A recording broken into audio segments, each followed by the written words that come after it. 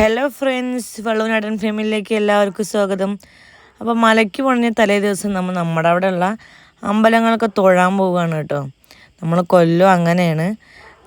മലയ്ക്ക് പോണ തലേ ദിവസം നമ്മുടെ വീടിൻ്റെ അടുത്തുള്ള അമ്പലങ്ങളൊക്കെ പോയി നമ്മൾ തൊഴുകും. എന്നിട്ട് പിറ്റേ ദിവസം ആണ് മലയ്ക്ക് പോകും. ഞാൻ ഏട്ടനും പിള്ളേരും പാടായിട്ടാണ് പോയത്. അമ്മ വന്നില്ല. നമ്മൾ പോകുമ്പോൾ പാടത്ത് കാണുന്ന നല്ല വ്യൂ ആണ് കേട്ടോ, രണ്ട് സൈഡിലും കാണുന്നത്. അങ്ങനെ നമ്മളിത് കൂട്ടുപാത സെൻറ്ററാണ്. ജസ്റ്റ് ഒന്ന് കാണിച്ചു തരാൻ വേണ്ടി എടുത്തതാണ് കേട്ടോ. നമ്മളോടത്തെ തിയേറ്റർ ലാഡർ തിയേറ്റർ. നമ്മൾ ഇടയ്ക്കൊക്കെ പോകാറുണ്ട് കേട്ടോ സിനിമയ്ക്ക്. അപ്പോൾ നമ്മൾ പോയി കാവിൻ്റെ അവിടെ എത്തിയിട്ടോ. അപ്പോൾ വള്ളുവനാടൻ ഫെസ്റ്റ് കഴിഞ്ഞു. അങ്ങനെ നമ്മൾ കാവിൻ്റെ പറമ്പിൽ എത്തിയിട്ടോ. ഇവിടെയാണ് കേട്ടോ പൂരം നടക്കുന്നത്. എത്രങ്ങാനും ആൾക്കാർ ഇതിൽ കൊള്ളിച്ചിട്ടാണ്. ഇവിടെ ഒന്നും ഈ പറമ്പൊന്നും കാണുന്നതന്നെയല്ല കേട്ടോ. പിന്നെ ഏതാനും ദിവസങ്ങൾ മാത്രമേ ഉള്ളൂ നമ്മുടെ ചിനക്കത്തൂർ പൂരത്തിന്. ജസ്റ്റ് ഒന്ന് പറഞ്ഞു എന്ന് മാത്രമേ ഉള്ളൂ കേട്ടോ. അപ്പോൾ നമ്മൾ അമ്പലത്തേക്കൊക്കെ എത്തി. അങ്ങനെ നമ്മൾ തൊഴാൻ പോവുകയാണ്. ഏട്ടനാണ് വീഡിയോ എടുക്കുന്നത്. അപ്പോൾ ഞാനും കാശിക്കുട്ടനും കണ്ണാനങ്ങനെ നടന്ന് പോവുകയാണ്. രാവിലെ അമ്പലത്തേക്ക് പോകുമ്പോൾ ഒരു പ്രത്യേക വൈകുന്നേരം പോകണേക്കാൾ ഒരു വൈബാണ് രാവിലെ നമ്മൾ അമ്പലത്തേക്ക് പോകുമ്പോൾ. ആ ഒരു എനർജി നമുക്കുണ്ട് കേട്ടോ. ഇതിൽ നമ്മൾ വിട്ടുപോയ കാര്യം നമ്മൾ കുറച്ച് ദിവസമായിട്ട് എടുത്തു വെച്ചിട്ട്, കുറച്ച് ദിവസമല്ലേ നമ്മൾ തലേദിവസം എടുത്തു വെച്ച് നമുക്ക് ഇടാൻ പറ്റിയില്ല പോണ തിരക്കിൽ. അതുകൊണ്ടാണ് ഇത് ഇപ്പോൾ വോയിസ് ഓവർ കൊടുത്തിടണേ ഉള്ളൂ.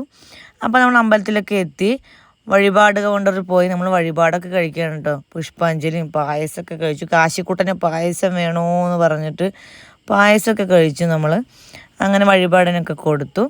അങ്ങനെ നമ്മൾ അമ്പലത്തേക്ക് തൊഴാറങ്ങി. അങ്ങനെ നമ്മൾ അമ്പലമൊക്കെ തൊഴുത് പുറത്തേക്ക് ഇറങ്ങി. ഞാൻ ഏട്ടനും കുറേക്ക് നമ്മുടെ മക്കൾക്കൊക്കെ കുറേയൊക്കെ തൊട്ട് കൊടുത്തു കേട്ടോ.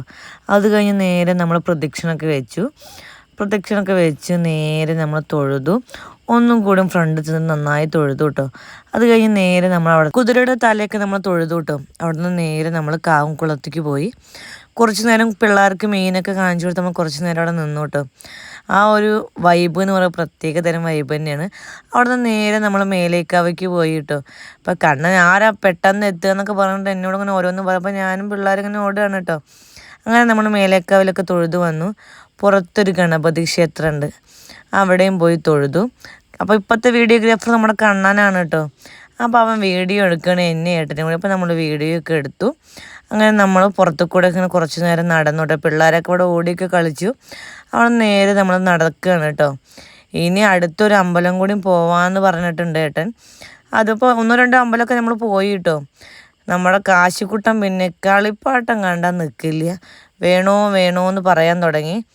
അച്ഛൻ പിന്നെ അച്ഛൻ മലയിൽ പോയിട്ട് വരുമ്പോൾ മേടിക്കാന്നൊക്കെ പറഞ്ഞു. നമ്മുടെ കാശിക്കുട്ടൻ നിൽക്കൂ. അപ്പോൾ ഏട്ടൻ കണ്ണിൽ പൊടിയുടെ ഒരു ചെറുതൊക്കെ മേടിച്ച് കൊടുത്തു കേട്ടോ. അപ്പോൾ നമ്മൾ സാധനങ്ങളൊക്കെ മേടിച്ചു. അവിടെ നിന്ന് നേരെ നമ്മൾ അടുത്ത കാവിക്ക് പോകാൻ വണ്ടി കയറാൻ പോവുകയാണ് കേട്ടോ. അങ്ങനെ പോയി നമ്മൾ കാവിലെത്തിട്ടോ. അപ്പോൾ ഈ കാവിൻ്റെ പേര് എന്ന് പറഞ്ഞാൽ മുളഞ്ഞൂർ ഭഗവതി ക്ഷേത്രം എന്നാണ്. അപ്പോൾ വലിയ ഒരു ഗ്രൗണ്ടാണ് കേട്ടോ.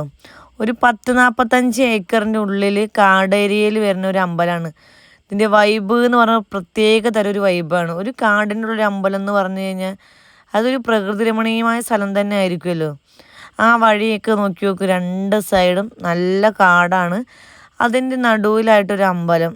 അതെന്തായിരിക്കും, നല്ല കിളികളും അണ്ണാനും കുരുവികളും അതിൻ്റെയൊക്കെ സൗണ്ട് ഭയങ്കരമായിട്ട് ഉണ്ടാവും കേട്ടോ. അവിടെ പോയിരിക്കുന്നതിന് പ്രത്യേക തരം വൈബാണ്. നമ്മൾ പ്രകൃതി രമണീയമായ സ്ഥലം എന്ന് വിശേഷിക്കുന്നതോടൊപ്പം തന്നെ ഒരുപാട് സിനിമകൾക്ക് ലൊക്കേഷനായും കൂടി അമ്പലമാണ് കേട്ടോ. അത്ര അതിമനോഹരമാണ്. അറിയാത്തവരാണെച്ചാൽ ഒന്ന് വന്ന് കാണണം.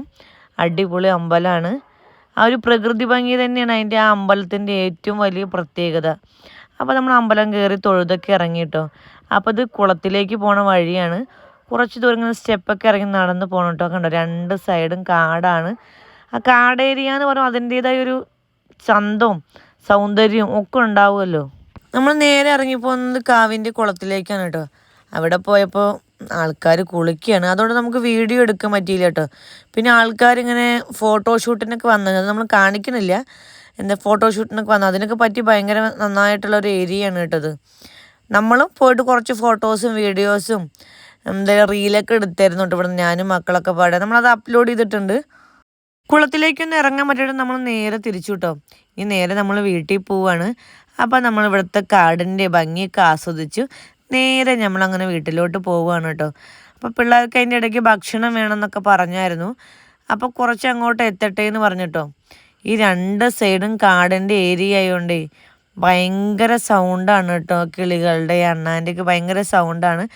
അപ്പോൾ നമ്മൾ വരണ വഴിക്ക് ചെറിയൊരു ചായക്കട കേട്ടോ.